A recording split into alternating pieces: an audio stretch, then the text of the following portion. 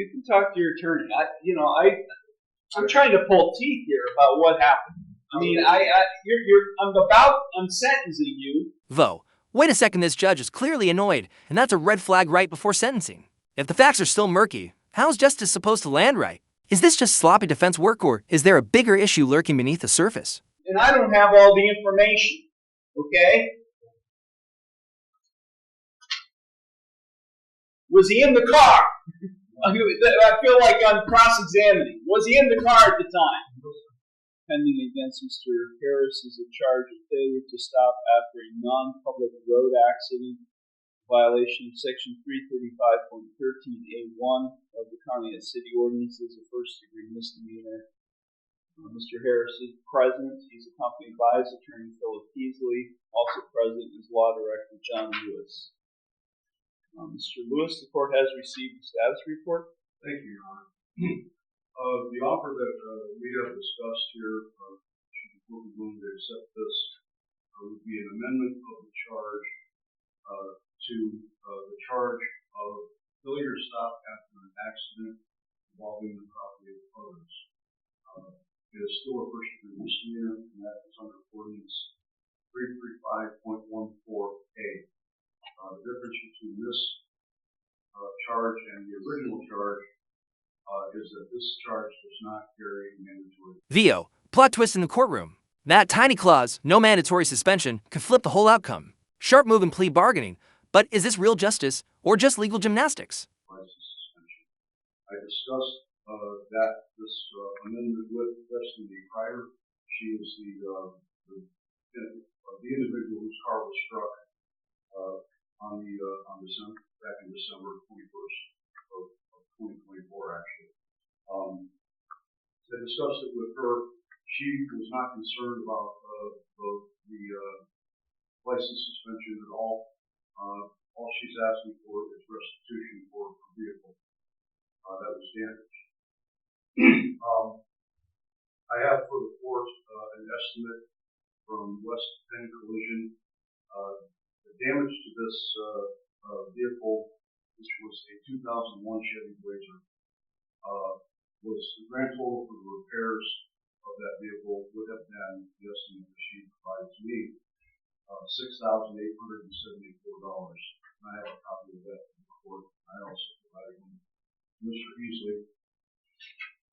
The blue book value of the vehicle as of July 16th, 2025 is $1,665, and I have a copy of that also for the court and for Mr. Beasley. So what she's asking for is restitution in the amount of the order, excuse me, $1,665 restitution. The city is recommending probation, whatever fine is appropriate. Court costs along with that restitution to Ms. Crider. She's present in the courtroom, Your Honor. She is in agreement with the offer that I just discussed. Thank you. Thank you.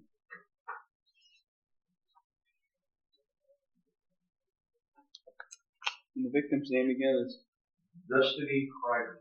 Ms. Crider. I'm sorry, you're not listed here on the original charge. Ms. Crider, thank you for being here today. Did you understand everything that Mr. Lewis just outlined in the terms of the proposed resolution? And are you in favor of that proposal? Thank you very much. Mr. Heaslin? Thank you, Your Honor. We would express our appreciation on the record for counsel who is not present, Attorney Brianna Allen, and myself for the court accommodating this plea hearing, hopefully to avoid jury trials later this week. We have discussed at length with our client, Mr. Harris, the author. He very much wishes to resolve this matter, Your Honor, along the lines of the stated plea offer, although he is aware that this court does not have to follow such pleas. The main difference being, as Mr. Lewis, I think, indicated, the difference is between a mandatory license suspension under the original statute, or in this case, on the ordinance, and the amended one, which involves an accident involving property rather than we have communicated the offer. I've communicated the offer to Mr. Harris. He's aware of his rights regarding trial, which hopefully will not be necessary. And we are prepared to proceed, Your Honor. Thank you very much. Thank you. Thank you.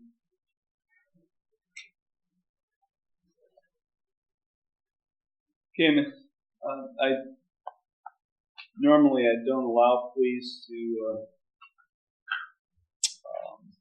this late in the game. We've had 1, 2, 3, 4, I think 4, maybe 5 pre-trials or status conferences, but because the level or degree has not changed, and essentially not much has changed in the way of the plea other than what was outlined by the counsel, I will allow this plea to go forward.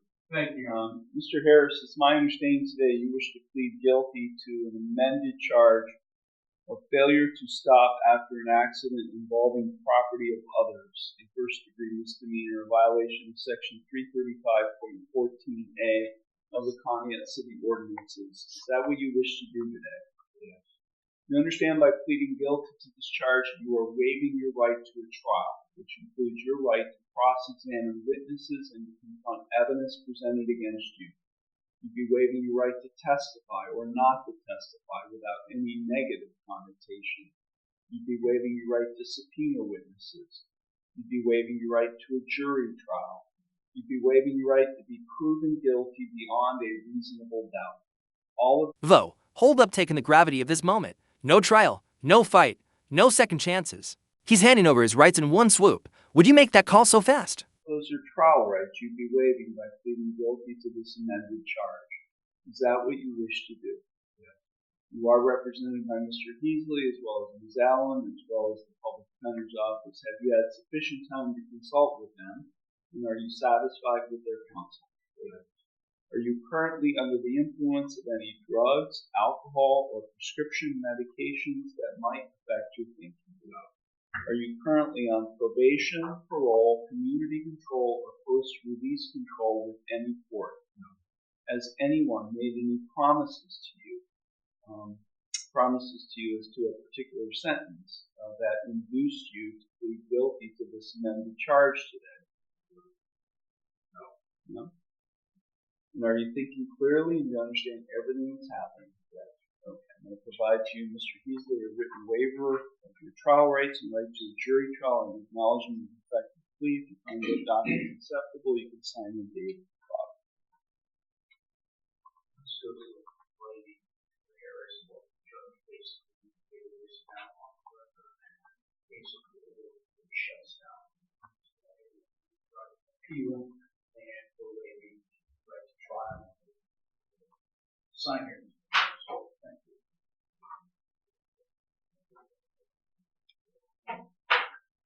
Mr. Harris and myself have executed the waiver of trial rights and right to a jury trial and acknowledgement of the effect of the plea in this instant case, handing it to the lady. Thank you very much. The court does find that the waiver has been signed and submitted, signed in open court. The court does find that defendants, as I indicated, I will allow the amendment to go forward. I find the defendants plea of guilty to the amended charge to be knowing, voluntary, and intelligent. The court will accept the guilty plea to the amended charge, and I will therefore find him guilty of the amended offense. We will now proceed to sentencing. Mr. Heasley, is there anything your client would like to say at this time before I impose sentence? Thank you, Your Honor. My client, as indicated earlier, does wish very much to resolve this matter, and that basically would influence the decision not to go to trial, which of course belongs to the defendant rather than counsel. We're aware that there is restitution to be made in this matter, and hopefully that will not be a problem. And he's aware of possible sanctions come along with this defense. We would hope that the court not suspend his driving privileges if possible. Where he's aware of the agreement, although we would hope that would, and once again, we appreciate the opportunity to plead to the lateral offense, same degree that was afforded us in this area. This incident happened last December, Your Honor. Mr. Harris is not reoffended in any way, and he is not likely to do so.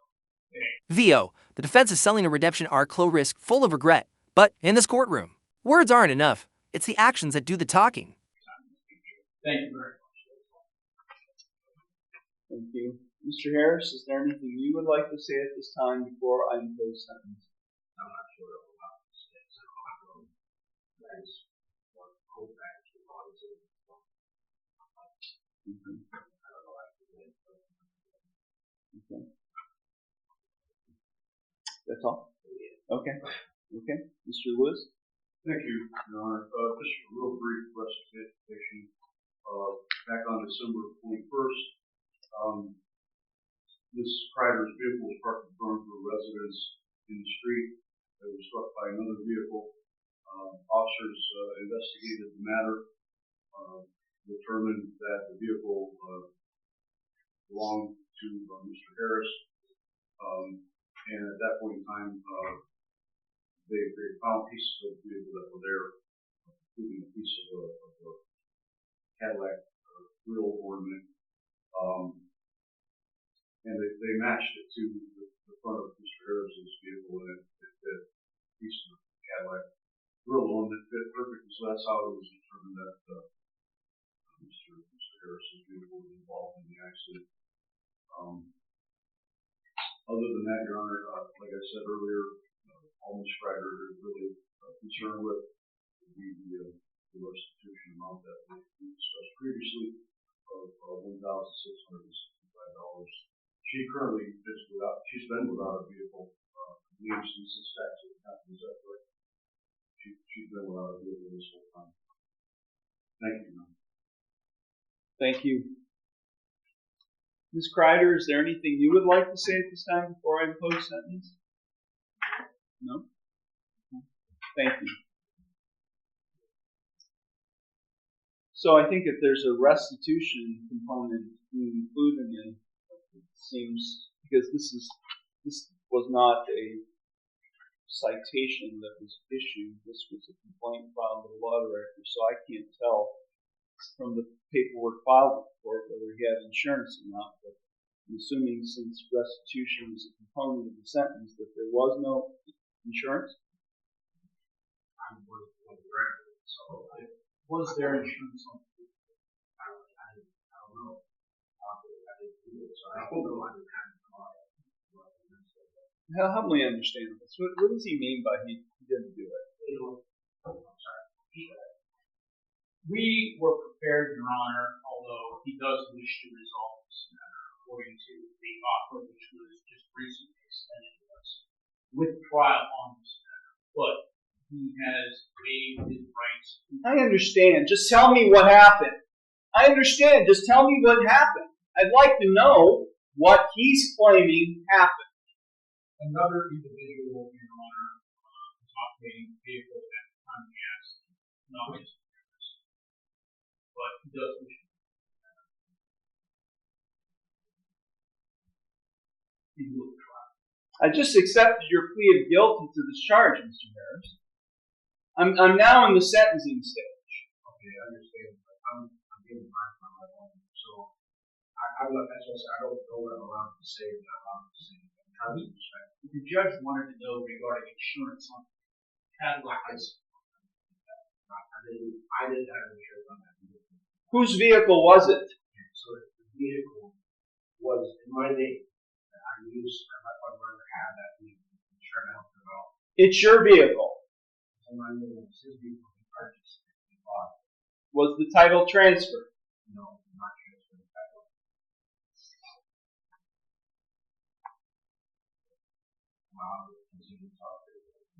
You can talk to your attorney. I'm trying to pull teeth here about what happened. I mean, I'm sentencing you, and I don't have all the information. Okay? Was he in the car?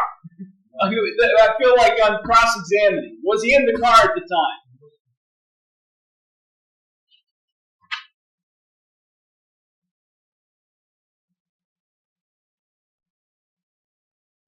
Okay. So, here's what I'm getting at specifically.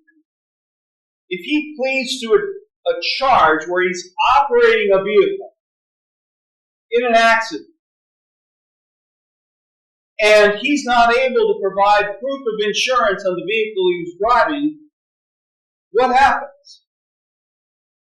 It's a non-compliance suspension with the Bureau of Motor Vehicles. Right? I mean, I know this amendment was all about trying to avoid a license suspension, but if he pleads guilty to operation, and he's not able to provide proof of insurance, then it's a non-compliance suspension.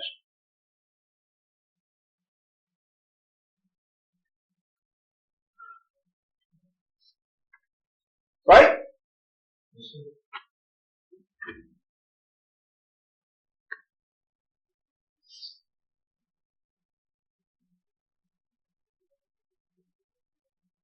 Do you have the restitution to pay today? How long did it take you to get it?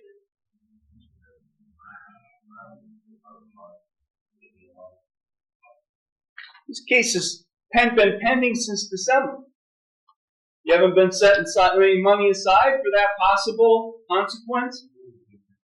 Okay. I'm sorry, Mr. Harris, but take a look behind you. You just pled guilty to it. I mean, my attorney, I asked somebody to ask if I can talk. Nobody's letting me talk. Well, we've got an appeal issue right now. We got an ineffective assistance of counsel claim right now. And I'm not going to allow this thing to go up on appeal, and you guys spend all kinds of time dealing with an appeal. I'm going to leave. And you guys are going to talk about this, and then we're going to resolve it, because I'm not sentencing right now. Because I'm not going to waste your time having to deal with an appeal on an ineffective... VO. Boom. There it is, the ineffective counsel bomb just dropped. That's no small claim. Judges don't play when defense work is sloppy. This could mean appeals, retrials, maybe even a full reversal. And just like that, the case cracks wide open. Assistance of counsel claim. This case is going to a jury trial. I'm vacating the conviction. This case is going to a jury trial on Thursday. You want your trial? You got it, Mr. Harris. This case is being vacated. I'm sorry, Ms. Kreider. This case is going forward to a jury trial. I'm vacating the conviction. VO. Everything just turned upside down. Plea deal? Off the table. Sentencing? Canceled. We're heading to trial. So what's your take? Should the judge have pressed harder? Or did the defense just fumble the whole play? And we are not proceeding with the sentence.